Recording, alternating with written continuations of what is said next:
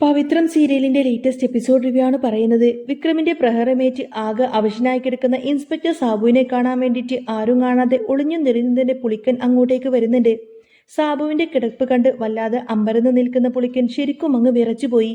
കണ്ണു മിഴിച്ചു നോക്കുന്ന സാബുവിനെ നോക്കി പുളിക്കൻ പറയുന്നുണ്ട്, എന്റെ ഈശ്വര, സാറിനെ ഈ കോലത്തിലാക്കിയ ആ വിക്രം തന്നെയായിരിക്കുമല്ലേ?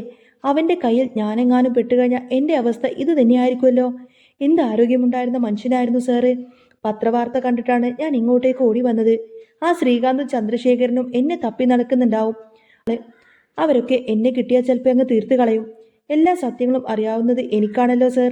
ഇപ്പോ എന്നെ രക്ഷിക്കാൻ ആരുമില്ലാതായി. ആ വിക്രത്തെ പോലീസ് പൊക്കിയാലോ അല്ലെങ്കിൽ വാസവന്റെ കയ്യിൽ കിട്ടിയിട്ട് അവൻ എന്തെങ്കിലും പറ്റിയാലോ മാത്രമേ എനിക്കൊന്ന് സമാധാനമായിട്ട് പുറത്തിറങ്ങി നടക്കാൻ പറ്റുള്ളൂ. പരിഭ്രമത്തോടെ നോക്കുന്ന സാബുവിന്റെ ഉള്ളിൽ വിക്രമിനെ ഓർക്കുമ്പോൾ പേടി നിറയാണ്. സാബുവിനെ അവിടെ ഇട്ടിട്ട് ആരും കാണാത്ത തുണി കൊണ്ട് മൂടി പുളിക്കൻ വേഗം അവിടെ നിന്നും മുങ്ങി. നേരെ ഇഷിതയുടെ ഹോസ്പിറ്റലിലേക്ക് വരുമ്പോൾ തുണി കൊണ്ട് മുഖം മറച്ചു വെച്ചിരിക്കുന്ന പുളിക്കനെ ശ്രദ്ധിക്കുന്നുണ്ടെങ്കിലും അതാരാണെന്നൊന്നും മനസ്സിലാവുന്നില്ല. ഇഷിത കാറിൽ കയറാൻ നോക്കുമ്പോൾ പുളിക്കൻ അടുത്തേക്ക് ചെന്ന് ചോദിക്കുന്നുണ്ട്, മാഡം, ഞാനും കൂടി ഇതിൽ കയറിക്കോട്ടെ? അടുത്ത ജംഗ്ഷൻ വരെ ഒന്ന് വിടാമോ എന്ന് ചോദിക്കും. എനിക്ക് നടക്കാൻ വയ്യ മാഡം. സാരമില്ല, കയറിക്കോളൂ എന്ന് ഇഷിത പറഞ്ഞുവെങ്കിലും അവൻ കാറിൽ കയറി. ജംഗ്ഷനിൽ എത്തിയപ്പോൾ പുളിക്കൻ പറയുന്നുണ്ട്, മാഡം കുറച്ച് ദൂരം കൂടി പോയി കഴിഞ്ഞാൽ എൻ്റെ വീടെത്തും, അവിടെ ഒന്ന് നിർത്താമോ എന്ന് ചോദിക്കും. ഇഷിത സമ്മതിച്ച് അവൻ കാണിച്ചു കൊടുത്ത സ്ഥലത്ത് വീടിന് മുന്നിൽ തന്നെ കാറ് നിർത്തി. ഇതാണോ നിങ്ങളുടെ വീട് എന്ന് ഇഷിത ചോദിക്കുമ്പോൾ, അതേ മാഡം, ഈ ഉപകാരം ഞാൻ ഒരിക്കലും മറക്കില്ല എന്ന് പറഞ്ഞ് അവൻ അവിടെ നിന്നും പോയി. ഇഷിത ചിരിച്ചുകൊണ്ട് തലയാട്ടി വിക്രമിനുള്ള മരുത്തുമായി വേദയുടെ വീട്ടിലേക്ക് ചെല്ലുകയാണ്. ശ്രീകാന്ത് അവിടെ ആകെ വിഷമിച്ചിരിക്കുകയാണ്. അപ്പോഴാണ് ശങ്കരനാരായൺ പറയുന്നത്, വേദ എപ്പോഴും ഒരുമാതിരി ഇരിപ്പാണല്ലോ, ഇടയ്ക്ക് ഒന്ന് ആക്റ്റീവായതായിരുന്നു. പക്ഷേ വിക്രമിനെ കാണാനില്ല എന്നറിഞ്ഞതോടുകൂടി തന്നെ അവളുടെ സ്വഭാവം വീണ്ടും അങ്ങ് മാറി.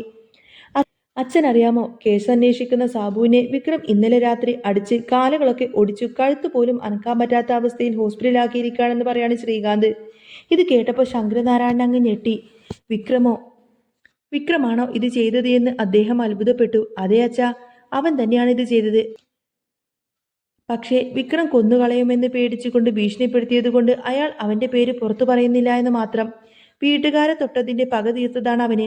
ഇതെല്ലാം കേട്ട് ശങ്കരനാരായൺ വിശ്വസിക്കാൻ പോലും പറ്റാതെ ഇരിക്കുമ്പോഴാണ് ഇഷിത അങ്ങോട്ടേക്ക് വരുന്നത്. ഇഷിതയെ കണ്ട ഉടനെ തന്നെ പത്മ ചോദിക്കുന്നത്, ആഹാ, ഇതാരാ? മോൾ എത്ര നാളായി കണ്ടിട്ട്? ശങ്കരേട്ടന് മനസ്സിലായോ? വേദയുടെ കൂടെ കോളേജിൽ പഠിച്ചതാണ്, ഇടയ്ക്ക് വീട്ടിൽ വരാറുണ്ടായിരുന്നു എന്ന് പത്മ ഓർമ്മിപ്പിച്ചു. അഡ്വക്കേറ്റായ വേദയെയും ഡോക്ടറായ തന്നെയും കുറച്ച് തിരക്കുകളെക്കുറിച്ചും ഇഷിത സംസാരിച്ചു. വേദ മുകളിലുണ്ട് എന്നും പോയി കാണാനും ശങ്കരനാരായൺ പറയുന്നുണ്ട്. സർപ്രൈസ് കൊടുക്കാൻ ഇഷിത പതുക്കെ വേദയുടെ മുറിയിലേക്ക് പോയി. അവിടെ വേദ വിക്രമിന്റെ മുറിവിൽ മരുന്ന് പുരട്ടിക്കൊണ്ടിരിക്കുകയാണ്. അതെല്ലാം നോക്കി നിൽക്കുന്ന സമയത്തിന് വിക്രമിന് വേദയോട് വല്ലാത്തൊരു സ്നേഹം തോന്നുന്നുണ്ട്. നിന്റെ കൂടെ ഈ മുറിയിൽ ഇങ്ങനെ ഇരിക്കുമ്പോൾ വല്ലാത്തൊരു രസം തോന്നുന്നുണ്ട് എന്നും നമ്മൾ കുറേ നാൾ കാണാതിരുന്നത് കൊണ്ടായിരിക്കാം ഇപ്പോഴും ഇങ്ങനെ കാണാൻ തോന്നുന്നത് എന്നൊക്കെ ഇങ്ങനെ വിക്രം പറഞ്ഞു. അന്നേരം വിക്രമിൻ എന്നെ ഒരുപാട് മിസ് ചെയ്തുവല്ലേ എന്ന് വേദ ചിരിച്ചുകൊണ്ട് ചോദിക്കാണ്.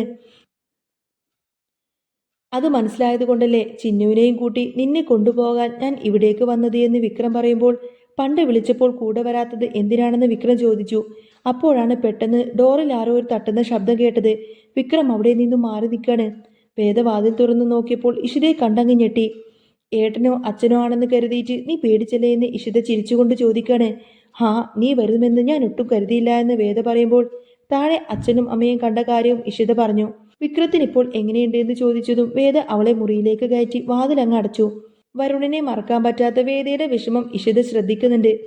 എവിടെ വിക്രം എന്ന് ചോദിക്കുമ്പോൾ വിക്രം ചിരിച്ചുകൊണ്ട് തന്നെ മുന്നിലേക്കെത്തി. ആളിപ്പോൾ നല്ല സ്മാർട്ടായല്ലോ എന്ന് വിക്രമിന്റെ വേഷം കണ്ടുകൊണ്ട് തന്നെ ഇഷിത കളിയാക്കിക്കൊണ്ട് പറയാണ്. വിക്രമിനെ എത്ര നാളിങ്ങനെ ഒളിപ്പിച്ചു നിർത്താൻ പറ്റും? യഥാർത്ഥ പ്രതിയെ കണ്ടുപിടിക്കണ്ടേ എന്നും ചോദിക്കാൻ ഇഷിത. വിക്രമിന് ഈ അവസ്ഥയിൽ ഒന്നും ചെയ്യാൻ പറ്റുന്നില്ല എന്നും ആ പുളിക്കനെ കിട്ടിക്കഴിഞ്ഞാൽ എല്ലാം തെളിയുമെന്നും വേദ പറയുന്നുണ്ട്. ശ്രീകാരൻ ശ്രീനിവാസന്റെ വലം കയ്യാതെ പുളിക്കനെ കുറിച്ചാണോ നിങ്ങൾ ഈ പറയുന്നത് എന്ന് ഇഷിത ചോദിക്കുമ്പോൾ അതേന്ന് വേദ മറുപടി നൽകി. താൻ നാളെ തന്നെ ഇവിടെ നിന്നും പോകുമെന്നും ആ പുളിക്കനെ തനിക്ക് കണ്ടെത്തണമെന്നും വിക്രം ഉറപ്പിച്ചു പറഞ്ഞു. എം.എൽ.എ. വാസവൻ പുളിക്കനെ അന്വേഷിക്കുന്നുണ്ടാവില്ലേ എന്ന് ഇഷിത ചോദിക്കുമ്പോൾ അയാൾ വോട്ടുപിടുത്തത്തിന്റെ തിരക്കിലാവുമെന്നും വിക്രം പറഞ്ഞു. എങ്കിൽ ഞാൻ ഇറങ്ങട്ടെ എന്ന് പറഞ്ഞ് ഇഷിത മരുന്നുകളും ബാൻഡേഡുകളെല്ലാം വേദയ്ക്ക് കൈമാറി. ദീപ്തിയെക്കുറിച്ച് ചോദിച്ചപ്പോൾ അവൾ മുറിയിൽ തന്നെയാണെന്ന് പറയാണ് വേദ. വരുണിന്റെ ഫോട്ടോ കാണിച്ചു കൊടുക്കാൻ വേദയോട് ഇഷിത ആവശ്യപ്പെട്ടു. ഫോട്ടോകൾ നോക്കുന്നതിനിൽ അപ്രതീക്ഷിതമായി പുളിക്കന്റെ ഫോട്ടോ കണ്ട് ഇഷിത അങ്ങ് ഞെട്ടി. ഇയാളെ ഞാൻ ഇന്ന് കണ്ടല്ലോ, ഹോസ്പിറ്റലിൽ നിന്ന് വരുമ്പോൾ ഇയാൾ എന്റെ കാറിൽ കയറിയിരുന്നു എന്ന് ഇഷിത പറയാണ്. ഇത് കേട്ടപ്പോ വിക്രമും വേദയും അമ്പരന്നു. അവനിപ്പോ എവിടെയുണ്ടെന്നറിയാമോ എന്ന് വിക്രം ചോദിക്കുമ്പോൾ ഒരു വീടിന്റെ മുന്നിലാണ് ഇറക്കി വിട്ടത് എന്നും മുഖം മറച്ചുകൊണ്ടാണ് ഇരുന്നത് എന്നും ഇഷിത വിവരിച്ചു. വിക്രം അവൻ എവിടെയാണെന്ന് എനിക്ക് പറഞ്ഞു തരണം, എനിക്കിപ്പൊ തന്നെ അവനെ കിട്ടണമെന്ന് വിക്രം പറയുമ്പോൾ ഇഷിത ആ ഒരു സ്ഥലം പറഞ്ഞു കൊടുത്തു. പകൽ പുറത്തിറങ്ങരുത് എന്നും രാത്രി ആരും കാണാതെ പോകണമെന്നും പറഞ്ഞു കൊടുത്തിന് ഇഷിത അവിടെ നിന്നും യാത്രയായി. ഇന്ന് തന്നെ പുളിക്കനെ പൊക്കി സത്യം പറയിപ്പിക്കണമെന്ന് വിക്രം തീരുമാനിക്കാണ്. അങ്ങനെ രാത്രി എല്ലാവരും ഉറങ്ങിയതിനു ശേഷം വിക്രമും വേദിയും പതുക്കെ വാതിൽ തുറന്ന് പുറത്തേക്ക് പോയി. അബദ്ധത്തിൽ വിക്രമിന്റെ കൈ തട്ടിയിട്ട് ഒരു ഫ്ലവർ വേസ് അങ്ങ് താഴേക്ക് വീണ് ശബ്ദമുണ്ടാവാണ്. ആരും ഉണരാതിരിക്കാൻ വേണ്ടിയിട്ട് അവർ പ്രാർത്ഥിക്കുന്നുണ്ടായിരുന്നു. പതുക്കെ വാ എന്ന് പറഞ്ഞ് വേദ ഓർമ്മിപ്പിക്കുന്നുണ്ട്. എന്നാൽ ഈ ഒരു ശബ്ദം കേട്ട് ദീപ്തി ഉണർന്നിരുന്നു. പുറത്തേക്ക് ഇറങ്ങി നോക്കിയ ദീപ്തി കാണുന്നത് വിക്രത്തെയും കൂട്ടിയിട്ട് വേദ അവിടെ നിന്നും പോകുന്നു എന്നാണ്. ഇത് കണ്ട് ദീപ്തി ഞെട്ടി നിൽക്കുന്നുണ്ടെങ്കിലും അച്ഛനോടോ ശ്രീകാന്തിനോടോ ഒന്നും പറയുന്നുണ്ടായിരുന്നില്ല. വരുണിനെ കുത്തിയ വിക്രമിനോട് ദീപ്തിക്ക് അടങ്ങാനാവാത്ത പകയുണ്ടായിരുന്നു. വിക്രത്തിനോടുള്ള പ്രതികാരം വാസവനെ കൊണ്ട് തന്നെ തീർപ്പിക്കണമെന്ന് അവൾ ഉറപ്പിച്ചു. ദീപ്തി ഉടനെ തന്നെ വാസവനെ ഫോൺ വിളിച്ചു. വിക്രം എവിടെയുണ്ടെന്ന് തനിക്കറിയാമെന്നും അവൻ ദൂരെ എങ്ങോട്ടേക്കും പോയിട്ടില്ല എന്നും വരുണിനെ കൊന്ന അവനെ വെറുതെ വിടരുത് എന്നും ദീപ്തി വാസവനോട് പറഞ്ഞു. അവനെ കൊല്ലാൻ താൻ കണ്ണിൽ എണ്ണ ഒഴിച്ച് കാത്തിരിക്കുകയാണെന്ന് വാസവൻ അവൾക്ക് മറുപടി നൽകി. ഇതെല്ലാം അറിഞ്ഞുകൊണ്ട് തന്നെ വാസവനും ഗുണ്ടകളും വിക്രമിനെ പിടികൂടാൻ വേണ്ടിയിട്ട് അവിടെ നിന്നും ഇറങ്ങാണ്. പുളിക്കന്റെ വീടിനകത്തെത്തിയ വിക്രം വണ്ടി നിർത്തുന്നത് കണ്ട് പുളിക്കൻ ആകെ ഭയപ്പെട്ട് നിൽക്കാണ്. എന്നാൽ അവിടെ വാസവന്റെ ഗുണ്ടകളും എത്തുന്നുണ്ട്. വിക്രമും വാസവനും ഒരുമിച്ച് വരുന്നത് കണ്ടുകൊണ്ട് പേടിച്ചുകൊണ്ട് തന്നെ പുളിക്കൻ മതിൽ ചാടി രക്ഷപ്പെടാൻ നോക്കി. വാസവനെ കണ്ട് വിക്രമും വേദിയും ഒന്ന് ഞെട്ടുന്നുണ്ട് എങ്കിലും വിക്രം വേഗം തന്നെ വണ്ടി ഡ്രൈവ് ചെയ്ത് രക്ഷപ്പെടാൻ ശ്രമിക്കുന്നുണ്ടായിരുന്നു.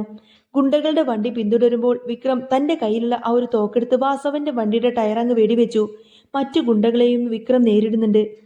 അവിടെ നിന്നും രക്ഷപ്പെടുമ്പോൾ വേദക്ക് സമാധാനമുണ്ട് എങ്കിലും നമ്മൾ അവിടെയുള്ള കാര്യം വാസവൻ എങ്ങനെ അറിഞ്ഞുവെന്ന് അവൾ സംശയിച്ചു. വിക്രം പറയുന്നത് എത്ര നാൾ നമ്മളിങ്ങനെ ഒളിച്ചു കിടക്കും, എന്നാലും നിനക്കോ വീട്ടുകാർക്കോ ഒന്നും സംഭവിക്കരുത്. പുളിക്കനെ അവിടെ കണ്ടു എന്നും അവനെ കിട്ടിയാൽ മാത്രമേ ഇനി കാര്യങ്ങളൊക്കെ വ്യക്തമാവൂ എന്നും വിക്രം പറഞ്ഞു. ജോസഫിനെ വിളിച്ച് ഒരു ബൈക്ക് എത്തിക്കാൻ പറയാണ് വിക്രം. വിക്രമിനെ കിട്ടാത്തതിന്റെ ദേഷ്യത്തിൽ വാസവൻ അവിടെ നിന്നിങ്ങനെ കത്തുമായിരിക്കും. രക്ഷപ്പെട്ട പുളിക്കൻ ഒടുവിൽ ചന്ദ്രശേഖരന്റെ വീട്ടിലേക്കാണ് അഭയം പ്രാപിക്കുന്നത്. ദർശൻ വാതിൽ തുറന്നപ്പോൾ പുളിക്കനെ കണ്ട് അമ്പരന്നു. അച്ഛനെ കാണണമെന്ന് പുളിക്കൻ പറയുമ്പോൾ അച്ഛനുമായി നിനക്ക് എന്താണ് ബന്ധമെന്നാണ് ദർശൻ ചോദിക്കുന്നത്. എന്റെ ജീവൻ അപകടത്തിലാണ് എന്നും വിക്രം എന്നെ കൊല്ലുമെന്നും പുളിക്കൻ പറഞ്ഞു കരഞ്ഞു. അവിടേക്ക് ചെന്ന ചന്ദ്രശേഖരൻ പുളിക്കനെ കണ്ട് ഞെട്ടി. വരുണിന്റെ കൊലപാതകവുമായി ബന്ധപ്പെട്ട് അച്ഛൻ എന്തെങ്കിലും ബന്ധമുണ്ടോ എന്ന് ദർശൻ ചോദിക്കുമ്പോൾ ചന്ദ്രശേഖരൻ ആദ്യം അത് നിഷേധിച്ചു. എന്നാൽ പുളിക്കൻ സത്യം വിളിച്ചു പറയുന്നുണ്ടായിരുന്നു. സാറ് പറഞ്ഞിട്ടില്ലേ ഞാൻ ഓരോന്നും ചെയ്തത്, ശ്രീകാന്ത് കൂടി ചേർന്നുകൊണ്ടാണ് ഇതെല്ലാം എന്നെക്കൊണ്ട് ചെയ്യിപ്പിച്ചത്. ഇപ്പോ നിങ്ങൾ എല്ലാവരും ചേർന്ന് എന്നെ കൈവിട്ട് കഴിഞ്ഞാൽ പിന്നെ ഞാൻ എന്തു ചെയ്യും എന്നൊക്കെ ചോദിക്കാണ് പുളിക്കൻ. ദർശൻ ഇതെല്ലാം കേട്ടിങ്ങനെ ഞെട്ടി നിൽക്കുമായിരിക്കും.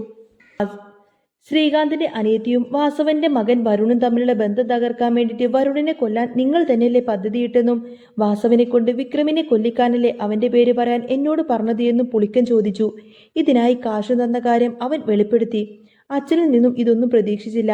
നിങ്ങളെ എനിക്ക് വെറുപ്പാണെന്ന് ദർശൻ പറയാണ്. പുളിക്കന്റെ വാക്കെല്ലാം കേട്ടുകൊണ്ടതിന് ദർശൻ ശരിക്കും അങ്ങ് ഞെട്ടിപ്പോയിരുന്നു. വരുണിനെ കുത്തിയത് സത്യത്തിൽ ഇൻസ്പെക്ടർ സാബുവാണെന്ന് പുളിക്കൻ പറയുമ്പോൾ വിക്രം നിരപരാധിയാണെന്ന് താൻ തെളിയിക്കുമെന്ന് ദർശൻ ഉറപ്പിച്ചു പറഞ്ഞു. പുളിക്കനെ കൂട്ടി ദർശൻ വാസവനെ കാണാൻ പോവാണ്. അച്ഛന്റെ പേരൊന്നും പറയണ്ട, പകരം ഇൻസ്പെക്ടർ സാബുവിന്റെ പേര് മാത്രം പറഞ്ഞാൽ മതിയെന്ന് ദർശൻ പുളിക്കനോട് നിർദ്ദേശം നൽകി. ചന്ദ്രശേഖരൻ ഉടനെ തന്നെ ശ്രീകാന്തിനെ വിവരം അറിയിച്ചു.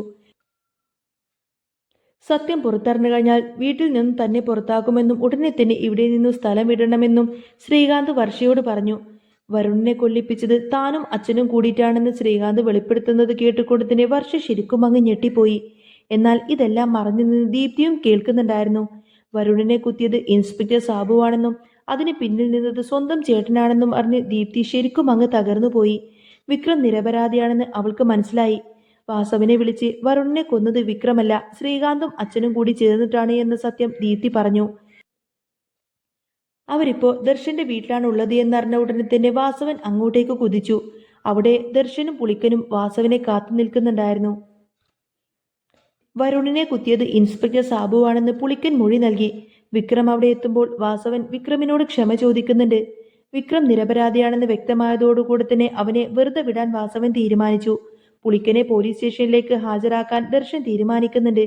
പിന്നീട് വാസവൻ ദർശന്റെ വീട്ടിലേക്ക് എത്തുമ്പോൾ പേടിച്ചു നിൽക്കുന്ന ശ്രീകാന്തിനെയും ചന്ദ്രശേഖരനെയുമാണ് കാണുന്നത്. സത്യം മനസ്സിലായതോടുകൂടി തന്നെ വാസവൻ അവരെ രണ്ടുപേരെയും കഴുത്തിന് പിടിച്ചങ്ങ് നിലത്തിട്ട് ചവിട്ടി. കൂടെ നിന്ന് ചതിച്ച് നിങ്ങളെയൊക്കെ വെറുതെ വിടില്ല എന്നും പറഞ്ഞ് വാസവൻ തന്റെ തോക്കെടുത്ത് രണ്ടുപേരെയും വെടിവെച്ച് വീഴ്ത്താൻ നോക്കാണ്. എന്നാൽ ഈ ഒരു കാഴ്ച കണ്ടതോടുകൂടി തന്നെ വർഷയും അതുപോലെ ദർശനും ഇങ്ങനെ ആകെ ഞെട്ടിത്തരിച്ച് നീക്കുമായിരിക്കും. അപ്പോഴേക്കും വേദിയെ കൂട്ടിക്കൊണ്ട് തന്നെ വിക്രം അങ്ങോട്ടേക്ക് എത്തി. വരുണിനെ കൊല്ലാൻ പദ്ധതിയിട്ടത് സ്വന്തം ചേട്ടനാണ് എന്ന് ദീപ്തിയിൽ നിന്ന് തന്നെ അറിഞ്ഞ് വേദയും വിക്രമും ആകെ തകർന്നു പോയിരുന്നു. വിക്രം നിരപരാധിയാണെന്ന് അറിഞ്ഞുവെങ്കിലും സ്വന്തം വീട്ടുകാരുടെ ചതി അവർക്ക് താങ്ങാനായില്ല. വാസവൻ തന്റെ പക തീർത്ത് അവിടെ നിന്നു പോയി. ഇതേ സമയം വേദയും വിക്രമും പുതിയൊരു ജീവിതം സ്വപ്നം കണ്ടുകൊണ്ടതിന് ഒരുമിച്ച് മുന്നോട്ട് പോവാൻ തീരുമാനിക്കുന്നോടത്താണ് കേട്ടോ രംഗം അവസാനിക്കുന്നത്. അപ്പോൾ നിങ്ങൾക്ക് ഈ ഒരു ചാനൽ ഇഷ്ടമാവുകയാണെങ്കിൽ സബ്സ്ക്രൈബ് ചെയ്യാനും സപ്പോർട്ട് ചെയ്യാനും മറക്കല്ലേ കേട്ടോ. നെക്സ്റ്റ് വീഡിയോ ആയിട്ട് ഉടനെ വരാം. ബൈ.